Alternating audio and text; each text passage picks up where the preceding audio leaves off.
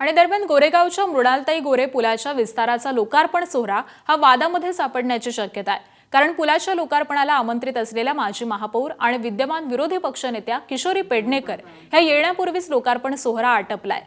भाजपचे मुंबई अध्यक्ष अमित साटम, महापौर रितू तावडे आणि उपमहापौर संजय घाडी यांच्या उपस्थितीमध्ये लोकार्पण सोहळा हा पार पडला। तर पुलाच्या लोकार्पण सोहळ्याची वेळ सकाळी 11 वाजताची होती। मात्र किशोरी पेडणेकर 11:15च्या सुमारास त्या ठिकाणी पोहोचल्या आणि 15 मिनिटे उशिरामुळे आल्यामुळे किशोरी पेडणेकर उद्घाटनाला मुकलेल्या आहेत। यावरती महापौर रितू तावडेंनी प्रतिक्रिया दिली आहे। एखादी वेळ निश्चित करतो तर त्या ठिकाणी वेळेमध्ये पोहोचणं महत्त्वाचं असतं, अशी प्रतिक्रिया त्यांनी दिलेली आहे।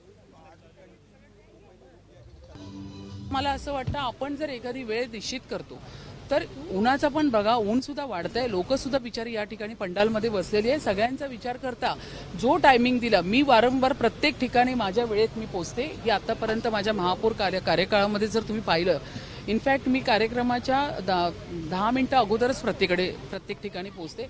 तर वेळेला महत्त्व देणं फार गरजेचं आहे। हे वेळेचं महत्त्व सगळ्यांनी राखलं पाहिजे। एबीपी माझा, उघडा डोळे बघा नीट।